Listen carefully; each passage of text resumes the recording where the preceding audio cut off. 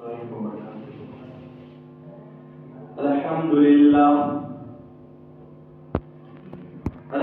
لله نحمده ونستعينه ونستغفره ونؤمن به ونتوكل عليه ونعوذ بالله من شرور أنفسنا ومن سيئات أعمالنا من يهده الله فلا مضل له ومن يضلله فلا هادي له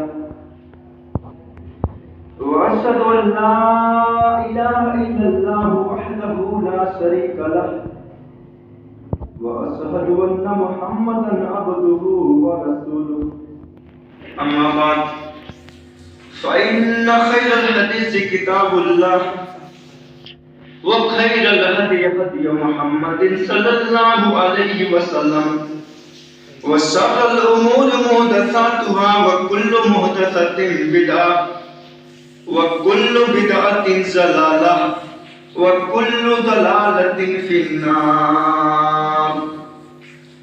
أعوذ بالله من الشيطان الرجيم. بسم الله الرحمن الرحيم. قاف والقرآن المجيد بل عجبوا أن جاءهم منذر منهم فقال الكافرون هذا شيء عجيب أئذا متنا وكنا ترابا ذلك رجع بعيد قد علمنا ما تنقص الأرض منهم وعندنا كتاب حفيظ بل كذبوا بالحق لما جاءهم فهم في أمر مريج أفلم ينظروا إلى السماء فوقهم كيف بنيناها وزيناها وما لها من فروج والأرض مددناها وألقينا فيها رواسي وأنبتنا فيها من كل زوج بهيج. أعوذ بالله من الشيطان الرجيم. بسم الله الرحمن الرحيم. لقد كان لكم في رسول الله أسوة حسنة. قال النبي صلى الله عليه وسلم إنما أنا رحمة مهداة. یا رب زدنی علما رب اشرح لی صدری ویسر لی امری واحلل عقدۃ من لسانی یفقهوا قولی. یا رب زدنی علما.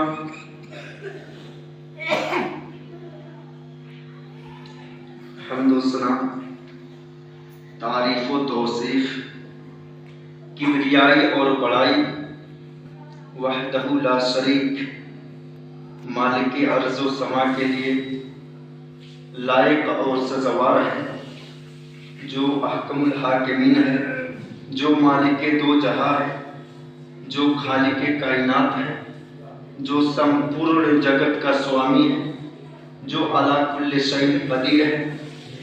میں اس کی تعریف اس کے عطا کردہ احسانات کے مطابق نہیں کر سکتا. صرف اتنا ہی کہہ دیتا ہوں all praise is due to Allah, Lord of the worlds, the entirely merciful, the especially merciful. بعدہ میں دعا کرتا ہوں اے اللہ تو آسمان کے ستاروں سے زیادہ، اس روئے زمین پر جتنا بھی سمندر کا پانی ہے اس پانی کے قطرات سے بھی زیادہ، اس روئے زمین پر جتنے بھی پیڑ اور پودے ہیں ان پیڑ پودوں کے پتوں سے بھی زیادہ، اس روئے زمین پر جتنے بھی بالو اور ریت ہیں ان کے ذرات سے بھی زیادہ درود و سلام کے بے شمار پھول نچھور فرما اللہ کے آخری نبی شاہ رسولہ فخر دو جہاں امام کائنات موز انسانیت مکہ اور مدینہ کے گلیوں کے سردار جناب عربی محمد رسول اللہ صلی اللہ علیہ وسلم پر۔ معزز سامعین حضرات، اس حقیقت سے ہر مسلمان اچھی طرح واقف ہے کہ قرآن مجید اللہ تعالیٰ کی وہ آخری کتاب ہے جو امام الانبیاء جناب عربی محمد رسول اللہ صلی اللہ علیہ وسلم پر نازل کی گئی ہے۔ اللہ کے نبی صلی اللہ علیہ وسلم خاتم النبیین ہیں تو قرآن خاتم الکتب ہے، یعنی جس طرح اللہ کے نبی جناب عربی محمد رسول اللہ صلی اللہ علیہ وسلم کی بعثت کے بعد نبوت و رسالت کا سلسلہ ہمیشہ کے لیے ختم ہو گیا، اسی طرح سے قرآن مجید کے نازل ہو جانے کے بعد آسمانی کتابوں کے نزول کا سلسلہ بھی ہمیشہ کے لیے بند کر دیا گیا۔ قرآن مجید سے پہلے بھی کچھ آسمانی کتابیں مختلف انبیاء پر نازل کی گئی تھی، جن میں سے مشہور کتابوں کا ذکر قرآن کریم کے اندر بھی آیا ہے، جیسے توریت حضرت موسیٰ علیہ السلام پر، زبور حضرت داؤد علیہ السلام پر، انجیل حضرت عیسیٰ علیہ السلام پر۔ مگر ان میں سے کوئی بھی آسمانی کتاب اب اصلی حالت میں باقی نہیں ہے۔ زبور تو صفحے ہستی سے مٹ چکی ہے، ختم ہو چکی ہے، اب اس کا وجود ہی باقی نہیں ہے۔ اس وقت جو توریت موجود ہے وہ حضرت موسیٰ علیہ السلام کی وفات کے مر جانے کے 300 برس کے بعد لکھی گئی تھی، جس سے یہ اندازہ لگایا جا سکتا ہے کہ یہ خدائی کلام ہے یا انسانی کلام۔ جہاں تک انجیل کا سوال ہے، عیسائیوں نے اسے اس قدر بگاڑا، اس میں ایسی ترمیم و تحریف کی کہ پوری کتاب گڑبڑ ہو گئی، پوری کتاب کو رد و بدل کر دیا گیا۔ جہاں حلال کا ذکر تھا وہاں ان لوگوں نے حلال کر دیا، اور جہاں حلال کا ذکر تھا وہاں ان لوگوں نے حرام قرار دیا، پوری کتاب کو رد و بدل کر دیا۔ جسے آپ ایک ایگزامپل کے ذریعے، ایک مثال کے ذریعے اس بات کو سمجھ سکتے ہیں۔ دہلی کے لال قلعہ کے اندر ایک بہت ہی خوبصورت عمارت ہے جو دیوان خاص کے نام سے مشہور ہے۔ اس کی سنگ مرمر کی دیواروں میں کہیں کالے کہیں سرخ رنگ سے کچھ بیل بوٹے اور نقش و نگار بنی ہوئی ہیں، اور یہ ساری چیزیں دیواروں کے اندر اس طرح جوڑی گئی ہیں کہ اس کا حصہ معلوم ہوتی ہے۔ بتایا جاتا ہے کہ ان جگہوں پر پہلے ہیرے جواہرات لگے تھے، چاندی اور سونا لگا تھا، مگر جب انگریز یہاں آئے تو انہوں نے ان دیواروں سے ان تمام قیمتی سامان کو نکال کر کے، ان تمام قیمتی جواہرات کو نکال کر کے ان کی جگہ کالا اور سرخ رنگ کا پتھر لگا دیا۔ اب ان دیواروں کو دیکھ کر کے یہ معلوم نہیں کیا جا سکتا ہے کہ کہاں ہیرا لگا تھا، کہاں موتیاں لگی تھی، اور کہاں سونا اور چاندی لگا تھا۔ تو میرے بھائیوں، جس طرح سے انگریزوں نے لال قلعہ کی اس عمارت کو بگاڑا، تقریباً اسی طرح کا سلوک عیسائیوں نے انجیل کے ساتھ کیا کہ پوری کتاب گڑبڑ کر دی، پوری کتاب میں رد و بدل کر دیا۔ لیکن قرآن مجید جسے نازل ہوئے 1400 برس سے زیادہ کا عرصہ گزر گیا، بلا کسی ترمیم و تحریف کے محفوظ ہے، اور مستقبل کے آخری لمحہ تک محفوظ رہے گا۔ تغیر ہو گئے سارے مذاہب کی کتابوں میں، تغیر ہو گئے سارے مذاہب کی کتابوں میں، ٹلا شوسا نہ ہرگز ایک قرآن محمد کا۔ میرے بھائیوں، اس 1400 سالہ دور میں مسلمان مختلف قسم کے حادثات کے شکار ہوئے۔ 7ویں صدی ہجری میں مسلم دنیا تتاریوں کی زبردست یلغار کا شکار ہوئی۔ یہ یلغار اس قدر تباہ کن تھی کہ اس نے عالم اسلام کو زیر و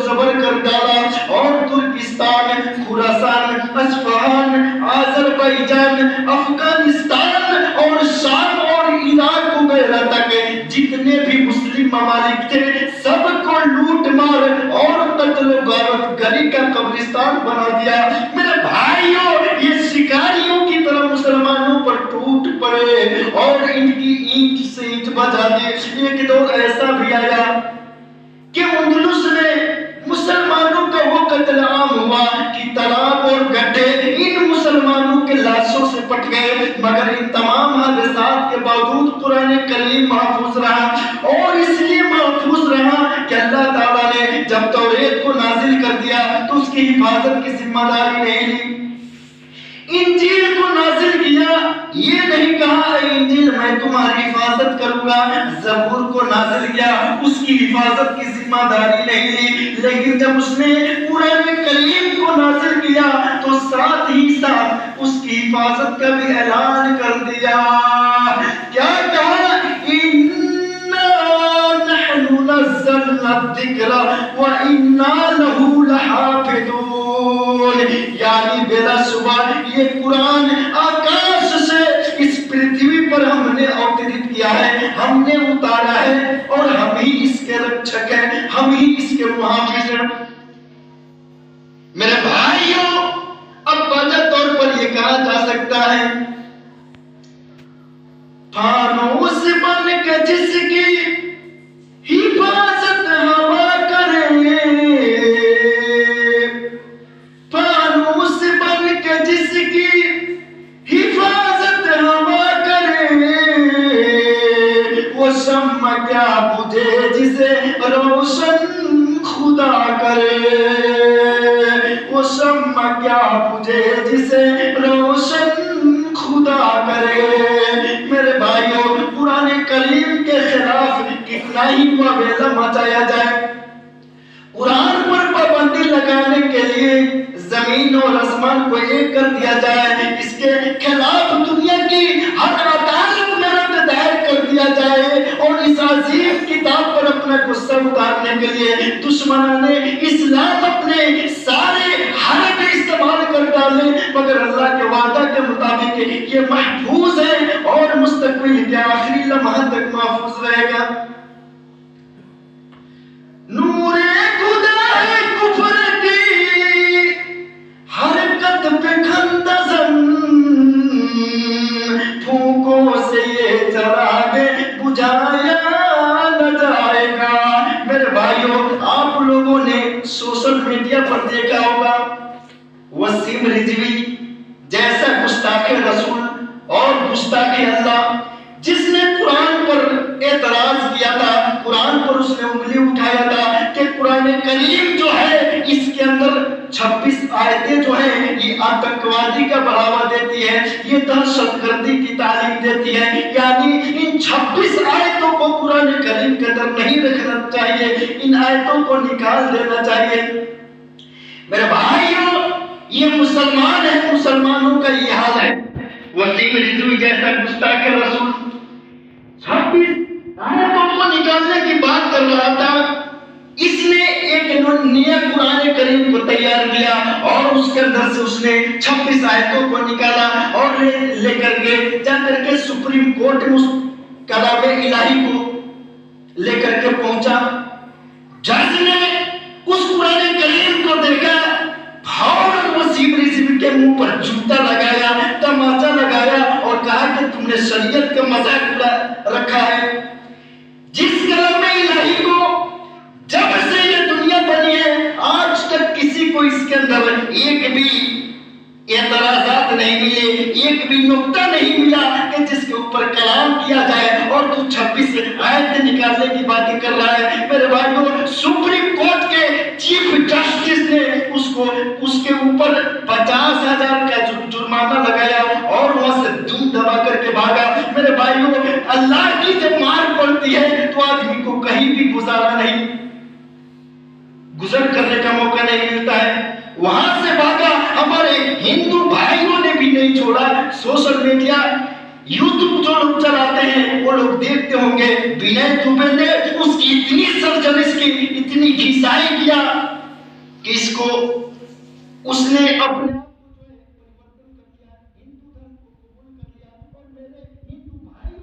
को नहीं छोड़ा है, आज वो जेल के अंदर बंद है और जेल के अंदर जो है चक्की पीस रहा है। इसलिए कहा गया है कि अल्लाह की लाठी में आवाज नहीं होती। जाओ चक्की पीसते रहो। कुरान पर उंगली उठाया, जब से ये दुनिया कायम है तब से लेकर आज तक जिसने भी इस कलाम इलाही पर एतराज किया है, उंगली उठाया है, रब ने फौरी तौर पर उसको सबक सिखाया है, फौरी तौर पर सजा दिया है।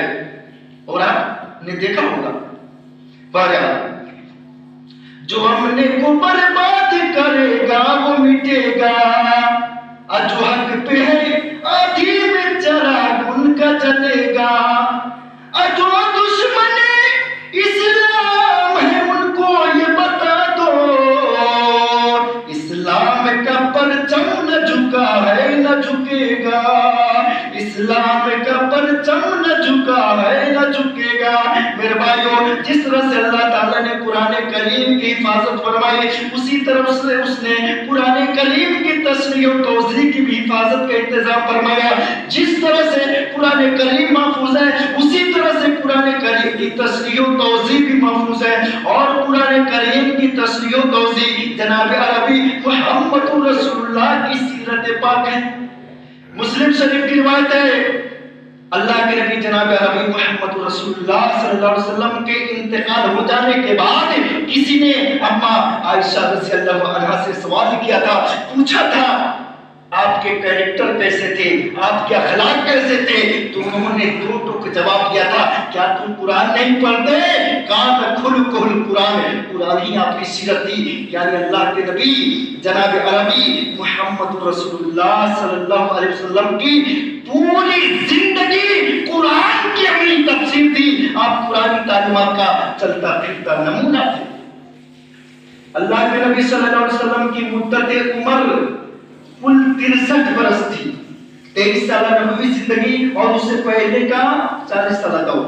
और आपकी हयात तैयबा का हर लम्हा, पैदाइश से लेकर के वफात तक आपके जमाने के लोगों के सामने था, और आपकी वफात के बाद अब तारीख आलम के सामने है।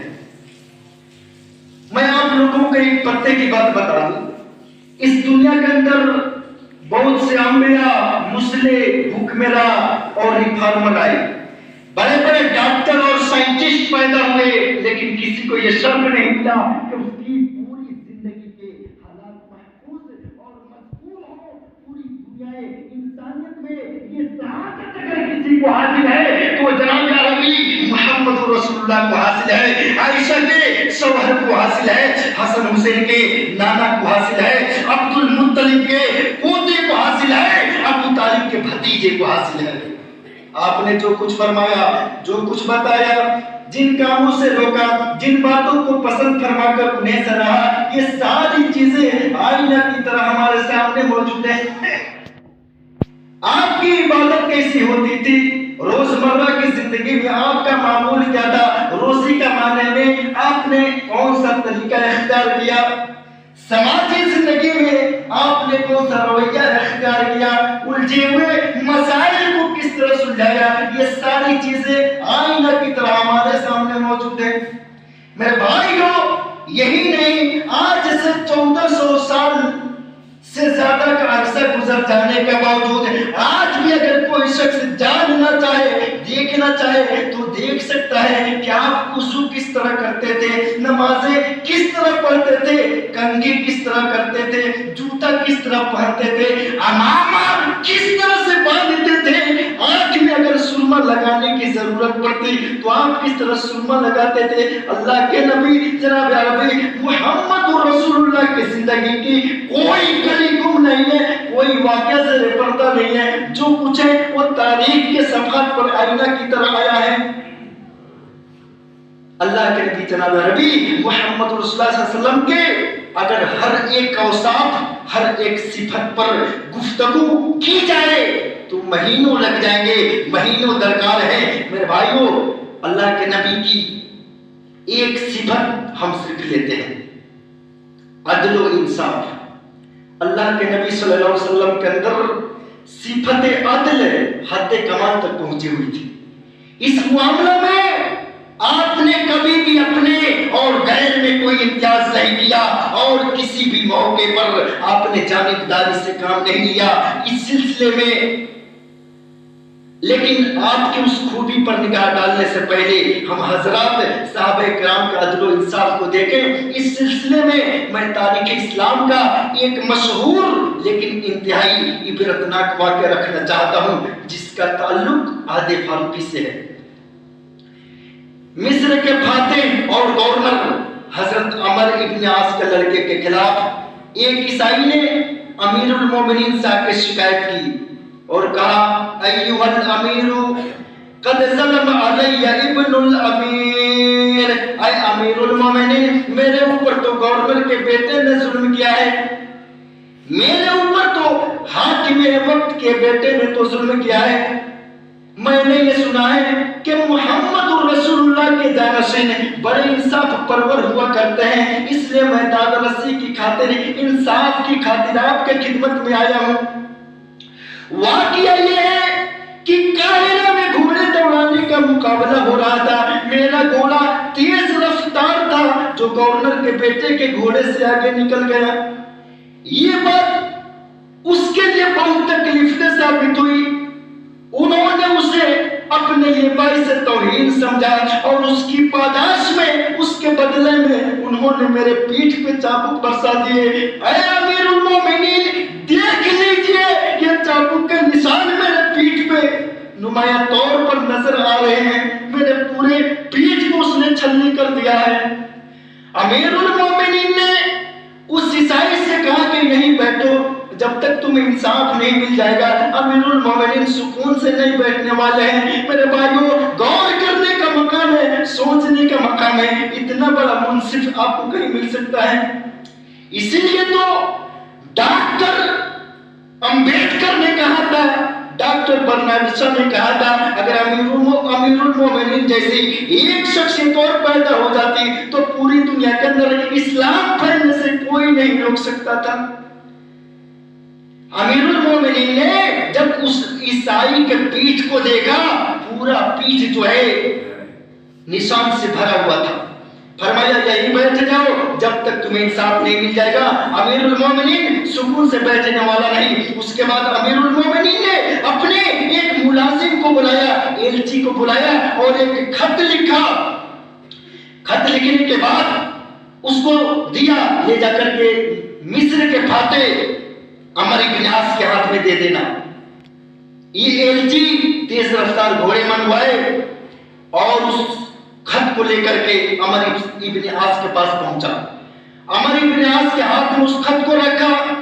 عمر ابن عاص نے اس خط کو پڑھا، تیز رفتار گھوڑے منگوائے اور اپنے بیٹے کو لے کر کے، اپنے فرزند کو لے کر کے فوراً مدینہ پہنچ گئے. میرے بھائیوں اب دربار فاروقی میں مظلوم عیسائی ہے، گورنر ہے اور اس کا مظلوم بیٹا ہے. امیر المومنین نے اس عیسائی سے کہا کہ چلو اپنا واقعہ بیان کرو، اپنی شکایت کا رکھو، اپنی شکایت بیان کرو. میرے بھائیوں اس عیسائی نے سارا واقعہ بیان کر دیا کہ جناب اس نوجوان نے میری پوست پر، میری پیٹھ پر صرف اس لیے چابک برسا دیے ہیں کہ میرا گھوڑا تیز رفتار تھا، ان کے بیٹے کے گھوڑے سے آگے نکل گیا، ان سے رہا نہیں گیا. یہ بات ان کو کھلا نہیں کہ میں حاکم وقت کا بیٹا ہوں. اس کی ہمت کیسے ہوئی، اس کی جرأت کیسے ہوئی میرے گھوڑے کے آگے اپنے گھوڑے کو نکالنے کی. میرے بھائیوں عمر ابن عاص نے اپنے بیٹے کی طرف سوال لیا، نظروں سے دیکھا اور بیٹے نے اعتراف میں اپنا سر جھکا لیا. گویا اس نے تسلیم کر لیا کہ ہاں ابا جان مجھ سے غلطی سرزد ہو گئی ہے. میرے بھائیوں عمر ابن عاص نے اپنا درہ امیر المومنین کے حوالے کرتے ہوئے کہا اے امیر المومنین میرے اس درہ کو لیجئے اور میرے اس درہ سے میرے فرزند کو سجا دیجئے. امیر المومنین نے فرمایا بس کرو، بس کرو، تمہاری حیثیت مجھے پتہ چل گیا. تمہارے اس درے کا کام یہ تھا کہ میں مصر میں بیٹھے بیٹھے سزا دے دیتا. جب میری عدالت میں آئے ہو، سپریم کورٹ میں آئے ہو، تو اب جو ہے فیصلہ اگر امیر المومنین کا ہوگا تو کونا بھی درہ بھی امیر المومنین کا ہوگا۔ امیر المومنین نے اس عیسائی کے ہاتھ میں اپنے چاقو کو دیتے ہوئے کہا تھا، حدیث کے الفاظ ہیں، اضربہ کما ضربک وکذلہ کما خذلک، اے عیسائی تو اس درے کو لے اور اس نوجوان کو مار جیسے اس نے تجھے مارا تھا، اور تو بھی اس کو ذلیل کر لے جیسے اس نے تجھے ذلیل کیا تھا۔ میرے بھائیوں، ماحول پر سناٹا چھایا ہوا ہے، لوگ حیران و پریشان ہیں، تعجب میں ہیں کہ ایک معمولی عیسائی گورنر کی موجودگی میں، حاکم وقت کی موجودگی میں اس کے بیٹے کو چابک لگانے جا رہا ہے، کوڑے برسانے جا رہا ہے۔ میرے بھائیوں، غور کرنے کا مقام ہے، اس عیسائی نے درے کو لیا، کوڑے کو لیا، اور جتنے ہی کوڑے کھائے تھے اتنے ہی کوڑے اس عمر بن عاص کے لڑکے کے پیٹھ پر لگا دیے، اور چابک رکھتے ہی چیخ پڑا، جس نے بھی کہا ہے کہ محمد رسول اللہ کے جانشین بڑے انصاف پرور ہوا کرتے ہیں، اور اگلے ہی لمحے وہ کلمہ پڑھ کر کے مسلمان ہو جاتا ہے۔ میرے بھائیوں، آپ نے صحابہ کرام کا عدل کا واقعہ دیکھا، جس نبی کے صحابیوں کا یہ عالم، عدل و انصاف کا یہ عالم، تو ان کی آقا کا کیا حال ہوگا؟ قوم و ملت کے تحفظ کے لیے اس دور میں، قوم و ملت کے تحفظ کے لیے اس دور میں، بچہ بچہ جاگ کر عمر فاروق ہونا چاہیے، بچہ بچہ جاگ کر عمر فاروق ہونا چاہیے۔ میرے بھائیوں، امیر المومنین کے اسی عدل کا دین تھا، اسی انصاف کا دین تھا کہ امیر المومنین جس راستے سے گزرتے تھے شیطان کی بھی پینٹ ڈھیلی ہو جایا کرتی تھی، شیطان کو بھی ہمت نہیں پڑتی تھی کہ امیر المومنین جس راستے سے چل رہے ہیں اس راستے سے ہم بھی چلتے، وہ بھی اپنا راستہ بدل دیا کرتا تھا۔ میرے بھائیوں، ایک واقعہ میں آپ کے سامنے رکھ کر اپنی بات کو میں ختم کروں گا۔ آئیے اللہ کے نبی جناب نبی محمد رسول اللہ کے عدل و انصاف کو دیکھیے۔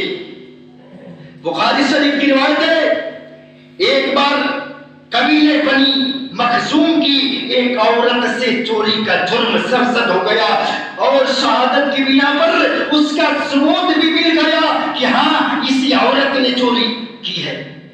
اللہ کے نبی صلی اللہ علیہ وسلم نے اسلامی قانون کے تحت اس عورت کے ہاتھ کاٹنے کا حکم صادر فرما دیا۔ اس صورتحال سے قبیلہ کے سربراہوں کا لوگ، پردھان لوگ، چودھری لوگ بہت ہی زیادہ پریشان ہو گئے۔ انہوں نے سوچا اگر ہمارے قبیلہ کی عورت کا ہاتھ کٹ گیا تو سمجھ لو پورے قبیلہ کی ناک کٹ جائے گی، اس کے عوض چاہے جتنا جرمانہ ادا کرنا پڑے ہم اس کی ادائیگی کا انتظام کر دیں گے، لیکن اس فیصلے کو واپس لے لیا جائے۔ لیکن کس کے بس کا روک تھا کہ وہ اللہ کے نبی جناب عربی محمد رسول اللہ سے اپنی نظروں کو ملا سکے؟ کس کے بس کا روک تھا کہ وہ جناب عربی محمد رسول اللہ صلی اللہ علیہ وسلم کے سامنے اس لیگل مشورے کو، فیصلے کو رکھ سکے؟ کسی کے اندر جرأت نہیں پڑی۔ بہرحال اس سلسلے میں عائشہ رضی اللہ عنہا سے سفارش کے لیے کہا گیا کہ آپ اللہ کے نبی سے التجا کرتے، سفارش کرتے، مگر انہوں نے اللہ کے نبی جناب عربی محمد رسول اللہ کے سامنے لب کشائی کرنے سے انکار کر دیا۔ میرے بھائیوں، آخرکار آپ کے چہیتے غلام حضرت زید کے صاحبزادے حضرت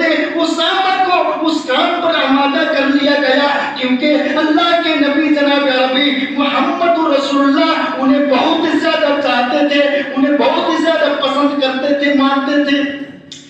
حضرت اسامہ نے کہا اے اللہ کے نبی صلی اللہ علیہ وسلم، قبیلہ بنی مخزوم کے لوگ بے چین ہیں، پریشان ہیں، ان کی راتوں کی نیندیں حرام ہیں، آپ ان پر رحم کر دیجئے۔ وہ چاہتے ہیں کہ فاطمہ مخزومیہ کے ہاتھ کاٹنے کا جو حکم ہوا ہے اس سزا میں ترمیم کر کے، تخفیف کر کے ان پر زیادہ سے زیادہ بھاری جرمانہ عائد کر دیا جائے، جسے وہ ادا کرنے کے لیے تیار ہیں۔ میرے بھائیو، حدیث کا الفاظ ہے، صحابہ کرام کہتے ہیں فَقَذِبَ رسول اللہ صلی اللہ علیہ وسلم، اللہ کے نبی اس بات کو سن کر کے غضبناک ہو جاتے ہیں، چہرے انور فرد جلال سے تمتما اٹھا، فرمایا یا اسامۃ اتشفع فی حد من حدود اللہ والذی نفس محمد بیدہ لو سرقت فاطمہ بنت محمد لقطعت یدہا۔ اسامہ تیری یہ جرأت ہے کہ اللہ کے حدود میں سے سفارش کرے، خدا کی قسم ہے یہ تو فاطمہ مخزومیہ ہے، غیر خاندان کی ہے، غیر محلے کی ہے، اگر اس کی جگہ پر میری اپنی بیٹی فاطمہ بھی ہوتی تو میں ضرور اس کا ہاتھ کاٹ دیتا، اور دنیا کی کوئی بھی طاقت میری بیٹی کو اللہ کے حدود سے نہیں بچا سکتی تھی۔ کسی شاعر نے اللہ کے نبی کی اس قول کو نقل کیا، اللہ کے نبی نے اس موقع پر کیا کہا تھا؟ فاطمہ بنت محمد بھی اگر چوری کرے، فاطمہ بنت محمد بھی اگر چوری کرے تو عدل کا